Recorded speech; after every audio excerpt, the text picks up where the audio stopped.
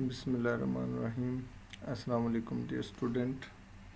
Today, the topic of our discussion is molecular point groups under the subject of symmetry and magnetochemistry. In this lecture series, we will learn how to find point groups in different molecules, and the molecules might be belong to inorganic and as well as organic sections. So for both kind of molecules, we should have to learn the finding of molecular point groups in a concise and an easy way. So first is molecular point groups. As a general observation is that the symmetry groups we have encountered in the examples to predict are far from being unique to these individual molecules. For example, as we have discussed already, PCl3, POF3, and XeOF, xenon trioxide, all share the same set of symmetry operations and identical multiplication tables as one for NH3. We have recently discussed the multiplication table of even trans 2-butene and 1,2-dichloroethylene, which is also the trans isomer of that compound. We discussed that the symmetry elements and the operation as well as the multiplication table of these molecules is quite similar. As a result, a more general notation, which may be known as molecular point group, is used to describe identical symmetry groups. Molecular point groups are given labels according to one or other of two groups, which is actually the historical designations named as Hermann-Morgan notation, which is the first one, and it is actually used primarily by X-ray crystallographers. And the second one is the Schoenflies notation, which is used by most chemists and spectroscopists. Our focus is actually in this lecture is on the more commonly used Schoenflies notations, the second one. The point group for any given molecule can be determined by listing all the molecule's symmetry elements and operation and then following the flow chart which is given in this figure. Here we can see this is actually, first we should have to know the molecular symmetry operations in that molecule, and then we need to study this flow chart. For our easiness, I just split this flow chart into two parts. First is actually this part, and this is the second part of this flow chart. So when while initially you might need to refer to the flow chart frequently in order to determine the exact molecular point group. After some practices, the identification of a molecular point group should become so routine that reconciliation with to the flow chart will no longer be necessary. So initially we should have to keep this flow chart with ourselves to for the correct determination of molecular point group. Once we get expert to find out the molecular point group, there will be no use of this flow chart diagram. Using the flow chart in order to determine the molecular point groups of ammonia, for example, I would like to take the example of ammonia because we have studied the multiplication table of ammonia in detail, as well as we have discussed the different symmetry elements and the operation that is found in ammonia molecule. So using the flow chart in order to determine the molecular point group of ammonia, there are no C infinity rotations. A C infinity rotation axis will only occur in linear molecule. Here we can see this is actually C infinity. So we better to start from this flow chart diagram. So there is no C infinity molecule point group rotations in ammonia. The ammonia molecule does, however, a principal proper rotation axis which was C3. It does not have any C2, any C5, C4, C6 axis of rotation, and there is only one C3 axis. Thus, the molecule belongs to one of the point group in the lower box of this flowchart diagram. There are no C2 axes in NH3 that are perpendicular to the principal axis, and there are no S6 improper axes of rotation. There are also no horizontal mirror planes, but there are three vertical mirror planes that we have already discussed in detail in ammonia molecule. If you are not clear about the three plane of symmetries in NH3 molecule, you better to go to the previous lectures and learn how to find and how to write the plane of symmetries in NH3 molecule. Thus, the molecular point group for NH3 is C3V, and we can learn from this table very easily. Uh, in Schoenflies classification system, the point group of molecule will fall into one of the four general classifications. So, for betterment to find the correct point group of molecules, we will discuss actually the four classification, which is the general classification for Schoenflies classification system, and the molecule may fall in one of the general classification. The first one is non-rotational groups, which is actually the molecules with low symmetry. These non-rotational groups actually include the molecules which have no rotational axis.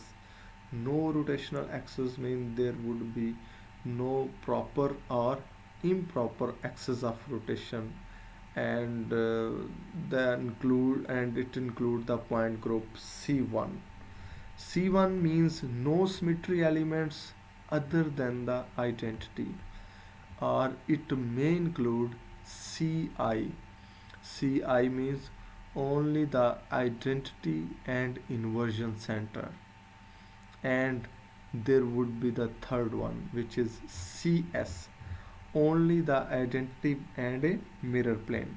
So why not we better to go to the flow sheet diagram and then discuss the non-rotational groups. The non-rotational groups is actually of three types. It is low symmetry point groups. The first one is the actually C1. C1 is no symmetry elements other than identity. So if there is no symmetry elements, only identity exists, then the point group should be C1. If there is only identity and an inversion center exist, then the point group should be Ci. Then the point group should be Ci. Here we can see that only here we can see that only this one only axis of rotation, low symmetry molecules. So the third one is actually if only identity and a mirror plane exists, then the point group should be Cs. We can say there is only identity and only sigma, identity with sigma, the point group with Cs. And if there is only identity in the molecule, then C1, we should have to write C1, only identity is present, rest of the symmetry operation and elements are not found, then we can write C1. Rest of the symmetry elements are included proper rotation, improper rotation, plane of symmetry, inversion center. So if there is nothing but only identity, then it should be C1. And if there is only identity along with inversion center, then there is Ci. We should have to write Ci. We know that for inversion center the symbol for representation is identity, for identity is I, small I. So if there is identity and inversion center in a molecule, then we have to write Ci point group. And if there is no identity, no plane of symmetry, and only identity is present in the molecule, then we should have to write the point group with C1 for that molecule. So far we have studied three types of non-rotational groups. These are actually low symmetry groups, and the first one was C1, which is no symmetry elements other than identity, and the second one is Ci, which is only the identity and an inversion center, and the third one is Cs, which is actually only the identity with the mirror plane. So this is the one of the first classification of Schoenflies classification system, from where a low symmetry element may belong. Low symmetry molecule, there are so many examples of a non-rotational group, and we will discuss the different possible examples of non-rotational group, which is actually the low symmetry elements, in details in the next lectures. So the next one is single axis rotation groups. The second classification system, Schoenflies classification system, is actually the single axis rotational groups. The single axis rotational groups are actually these point groups, include molecules that have only a single rotational axis. The point groups include molecules that have only a single rotational axis. There may, however, be more than one type of operation that can occur around this axis. For example, it can have collinear C3 and S6 axis, and we will discuss the details of single axis rotation groups in next lectures. Molecules that have only proper rotations, only proper rotation in addition to the identity. We know that identity is a fixed thing that we should have to write for all kind of molecules, so it is actually the fixed thing. So if I talk about the other rotations, then it means in addition to the identity. So the molecules that have only proper rotations in addition to the identity belong to Cn group, which is cyclic point groups. where n may be Cn may be 2, 3 or infinity. So there are Cn groups. C is maybe 1, 2, 3 or infinity. For example, C3 C infinity V point group is a special case. Here we can see it is actually a special case that occurs in linear molecules that are non-centrosymmetric.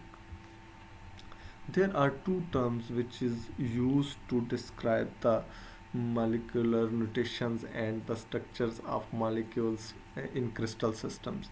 The centrosymmetric and non-centrosymmetric, and based on their centrosymmetric and non-centrosymmetric we can also predict their different properties, which for example the most renowned is the ferroelectric and ferromagnetic properties of the materials. Non-centrosymmetric molecules are supposed to be the more practically important than the centrosymmetric molecules. So the C infinity V point group is actually a special case that occurs in linear molecules that are non-centrosymmetric in nature. If a molecule has only single proper rotation axis Cn, and it also has a horizontal mirror plane, it will belong to class CNH point groups. So CNH point groups. What will happen to CNH point groups? This If the molecule has a single Cn axis and n vertical mirror planes exist, the molecule will belong to the class CNV point groups. CNV point groups. Here we can see that, and I would like to repeat the explanation behind CNV point group. If a molecule has a single Cn axis, no more than one Cn axis, and n vertical mirror planes exist, the molecule will definitely belong to the class CNV point groups. Lastly, if a molecule has a proper rotation and a collinear improper rotational axis, it will belong to the class S2N point groups. S2N point groups. How it will happen? If a molecule has a proper rotational axis and a collinear improper rotational axis, then it will belong to the class S2N point groups. So this is all about the two classification system of Schoenflies classification system. So let us talk about the third type of this system, which is the dihedral groups. Molecules belonging to this class of point groups will have NC2 axes that are perpendicular to the principal Cn axis. If these are the only symmetry elements that the molecule has beside the identity, the molecular point group will be Dn. So what I have taught to you is actually uh, the if these are the only symmetry elements that the molecule has, including symmetry, the molecular point group will be Dn. If a horizontal mirror plane is also present, the molecule with necessarily having an Sn improper rotational axis that is collinear with its principal axis and n vertical or dihedral mirror planes. So when n is even, it it will also have an inversion center. If it is odd, then there will be no chance of inversion center. So these molecules will belong to the class of DNH point groups. DNH point groups. What I have told you is actually uh, about the dihedral groups, is actually the molecules belonging to this class of point groups will have NC2 axes that are perpendicular to the principal axis. If these are the only symmetry elements that molecule has, including the identity, the molecular point group will be Dn. If the horizontal the molecular point group will be Dn. If a horizontal mirror plane is present, the molecule will necessarily have an Sn improper rotational axis that is actually collinear with its principal axis and n vertical or dihedral mirror planes. So when n is even, it will also have an inversion center.